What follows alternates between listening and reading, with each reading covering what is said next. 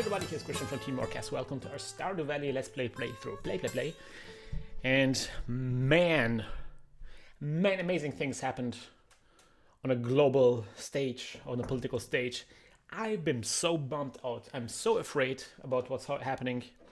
And not just about what's happening in the US, but generally it's just another notch. It's another horrifying event.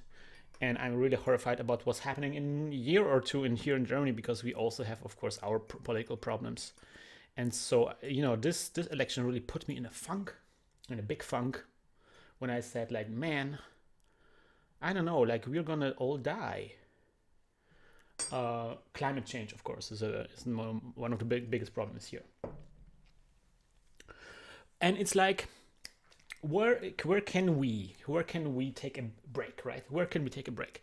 And you know, escapism can be a healthy thing if you're not using it to run away from your problems, but just to maintain mental health. And that's what I'm gonna do today. I'm gonna play some Stardew Valley again. Right, I haven't been playing this for a while, and you know, people in the chat, especially Cyber here, has been talking about how you know, the music in this game, which we don't hear right now, is already quite so soothing, and I agree. Partially cloudy with a light breeze, expects lots of pollen. So something I said to me myself is like, I think we need to be more political. I think our channel has been kind of like, you know, always not really discussing things like this too much. We didn't want to alienate people, but I think we have to get more out there. Spirits are very happy today. That's good. But because I don't think it does anybody good to just, you know, shut your mouth and let issues be unresolved. So, hey kid, there is the recipe for a little treat my pappy used to make. Cook it slow, pan. And I got some stuffing recipe. Oh, what is a stuffing? I don't even know what stuffing is. Let's see. Ooh, there's a drink. There is a stuffing. Oh, that's interesting. So it's a. I thought it was a bread where you put the soup in. Cyber is quite proud of this farm. Nice. Bread, cranberries, hazelnut. We can make it. Can we? No, we don't have the cranberries and we don't have the hazelnut. But maybe we have. Let me see. Like, when I get a new recipe, I want to immediately check if I can perhaps make it. I know there's lots of things happening in the farm, man, but priorities, man. No hazelnut. Oh, there we go. Hazelnut and cranberries. So it worked.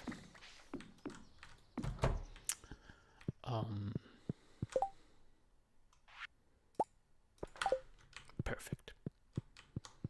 Oh, wait a minute. I actually wanted to put into my collections of uneaten dishes.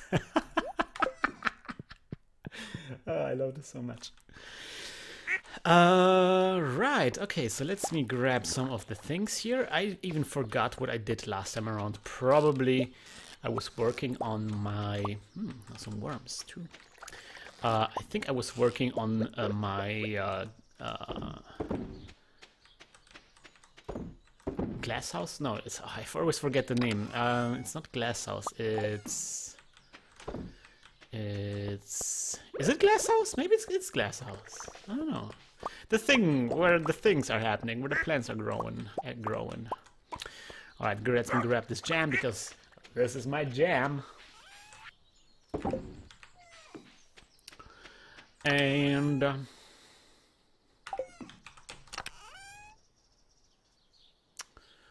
what do I put in there? Nope. Oh yeah, blueberries. Let's put blueberries in there. Let's get all of the blueberries. Blueberry jam. It's my jam.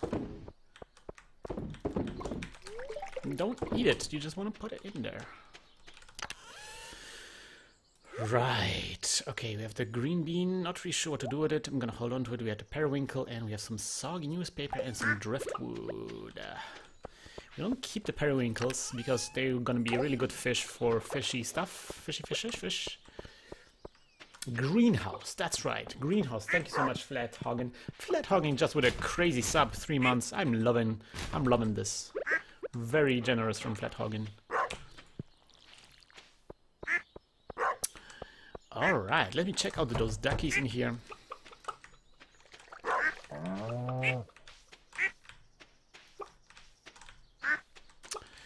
Right. Alright. Oh, and there's Flakthogen as a chicken as well. And Leslie as well. Also seen in the chat mayonnaise. Sweet. Let me grab some of those eggs. Look how many eggs we got here. That is just fabulous. Just the best. How many do we have? 1, 2, 3, 4, 5, 6, 7, 8. 8. Yeah, okay. We got all the... Everything is maxed out. Alright, so let me grab some of the... Oh, no. Let me get in here. I want to get in here. I want to be nice to everybody. Yes. Yes.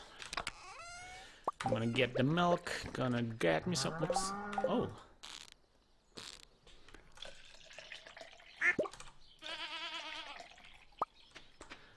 Oh yeah. Patty has no milk. No milk.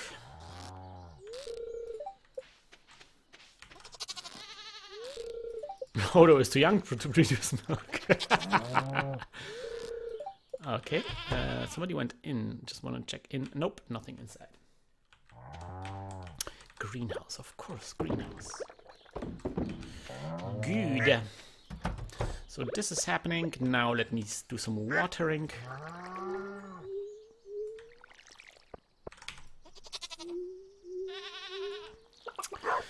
Yeah.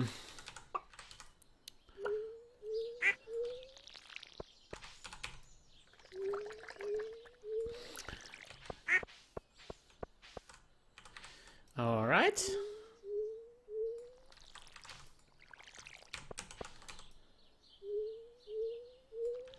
Yes, perfection. So, maybe to talk about something that is political, that has to do with games, is there is something interesting that happened recently with the creator of RimWorld, right? And I was kind of like interested by this. And it's interesting to contrast RimWorld with Stardew Valley.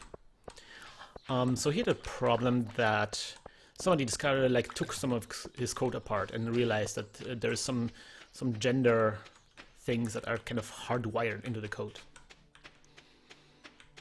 And it's interesting because somebody else dig up a kind of a similar controversy that happened around Prison Architect, where this really cool developer who's called Paolo Perducini, and he wrote a very lengthy article kind of like criticizing Prison Architect for communicating certain problematic issues about prisons, the way prisons are, like kind of reinforcing problematic assumptions that are prevalent right now, especially in the US, concerning prisons. And the funny thing is, like, developers of Prison Architect read this article and actually made a podcast about this. They like went online on a podcast and discussed the article in length together, and I was amazed about the reaction. Because that's something that's, for me, you know, I'm also developing games, also teaching people, trying to prepare also young developers on how to develop games, and dealing with kind of PR and like communicating, talking about your game is, I think, like a very important skill that you have to kind of practice. So I want to always pay attention to how do other people deal with this? How do other people treat this? Oh, look, okay, so we need grapes. Grape seeds. I guess we need to wait for a harvest so we can finish up the grapes, and then we can also put in the remaining strawberries. And so, oh, the cheese is finished. So the problem with the guy who made RimWorld is that he went like, he was very offended by this article. Obviously this guy, you know, apparently I didn't know that, but apparently this guy was already involved previously in Gamergate a little bit, not like the main guy, but at least like kind of like associated a little bit with this movement. And so he had kind of like already certain ideas about the press, about the gaming press. And for him, it's like he just went full berserk and started like arguing against that person that made this article. And saying like it was a hit piece and whatever. And this was exactly basically the opposite of what happened to the prison architect guys who, you know, who received kind of similar kind of criticism. But instead of being like, oh man, this sucks, whoa, this is a hit piece, they don't understand us, they haven't even read everything. They went like, basically their general impression was, yeah, this is a very detailed article. We are flattered actually that somebody put so much thoughts into our game, into discussing our game. And they basically, you know, tried to address each individual criticism, but they were very relaxed about this, and quite often they said, yeah, this person is right. Like they took them by the arguments by the face value. And then there's some situations where they said, oh, this was an old version, or this was the person is like kind of like criticizing that certain feature is not there, but it's actually there, it's just hidden. And instead of saying, oh, stupid journalist, you know, didn't found the feature, it was just right there, they went like basically, oh, maybe it was our fault, maybe we haven't communicated it clearly. We'll do better in the future. Like taking like a very positive and very productive stance towards criticism. And I think this is something that is not only for developers, I think something very valuable to be able to look forward in time and seeing like, what is the end game of this discussion that I'm engaging in? You know, like, will this help anybody if I start like being very aggressive against this? Like, will I be able to even convince anybody like that they were wrong? You know, like, how will my game look afterwards if I start like arguing against this? And I think that's something that those guys from Introversion, I think it's Introversion, from the company that made Prison Architect, went, like they did a lot of things right there, where they said like basically, it doesn't help us if we start like being aggressive against this journalist or this other game developer who wrote this article. Instead, we're gonna take the most productive, the most inclusive stance towards our criticism. Something that I aspire to, and I know it's difficult. Like I know this is quite often your baby, and especially if the criticism you receive is something that you were not thinking about, maybe like certain things that you might be not thinking about, or something that you don't feel is something that you want to improve in any way. Like you were so hard, maybe making some kind of engine, like 3D engine work, and suddenly they're criticizing something very minor, like your spelling or something. And it's like, man, like this is trivial compared to what I'm working all this time. It looks like a decent day for fishing, doesn't it?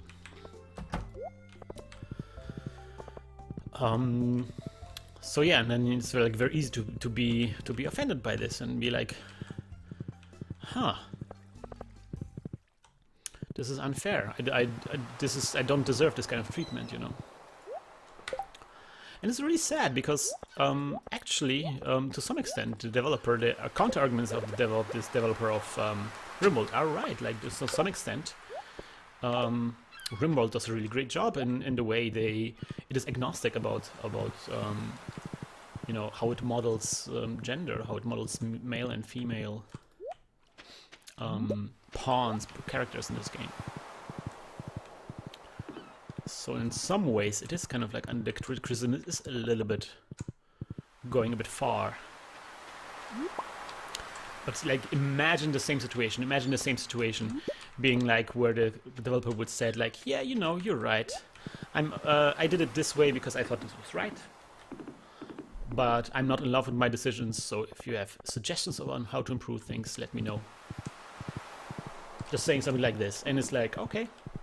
And then you don't have to, you know, doesn't mean that you have to give up your your creative vision. Like if there's something that you really think should be done exactly this way, then just be really honest about this and say like, yeah, I did it because I had my reasons. Here are my reasons. And then basically that's also something that the guys from Introversion did, where they were criticized like, oh, you're showing American prisons, for example. They said like they're showing an American prison even though developers are from the US. And they said like, yeah, we decided to go for this because people are familiar with prisons from American movies and series. And so we went with all of the like visual cues and conceptual cues that people are already familiar with, so not to alienate people. And the reason why I'm mentioning this whole RimWorld thing is it's kind of funny that how gender is modeled in Stardew Valley, where everybody is bisexual basically, or at least you can determine their sexual preferences just by asking them out. Like everybody will date with you, no matter if you're male or female. It's very agnostic about genders. In some ways, it's kind of worse than Stardew Valley because RimWorld, because in RimWorld at least the people have like an internal representation of gender preference, of dating preferences. And here, like everybody's just straight, like bisexual by design. But of course, again, here this is not like a statement in terms of like this is not the way. This is not supposed to be realistic. The developer of Stardew Valley just chose it so people can play out the kind of romances they want to. And I think that's kind of like an important idea to hold on to. Like sometimes you make certain decisions, not necessarily because they're realistic, but because there's certain kinds of player experience that we want to convey. And I think it's very important to be honest about this to yourself as well.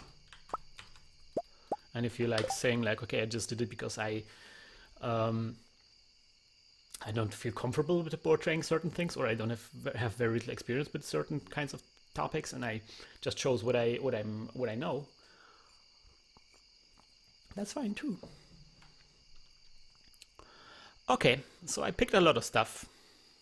I haven't been really paying attention. I haven't been really paying attention to what was happening. Picked up a bunch of stuff. I'm not sure what to do next. I guess I'm really just waiting right now for this was Friday. I'm waiting for my greenhouse to bear some fruits. What? I cannot ride through here. Huh.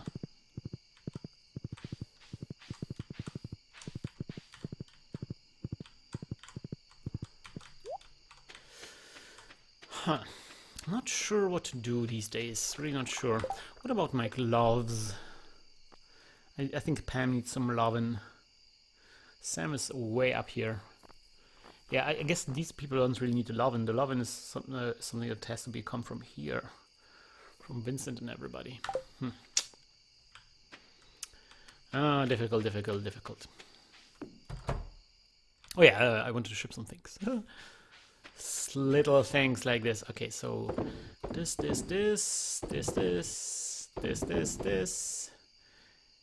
this.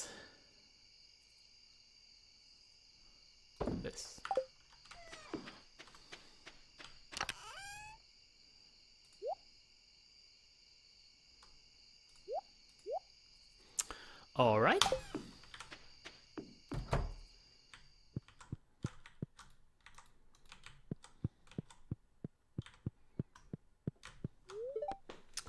Do you want to go to sleep for a night? Yeah, I think we do.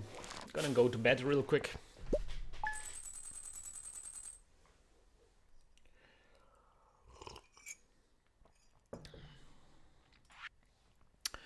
Yeah, we got a lot of money. 7,000 G's. Jesus Christ. Yeah, maybe we can start thinking about doing some more buildings. That would be kind of nice. Let's see about that. See you next time around, guys.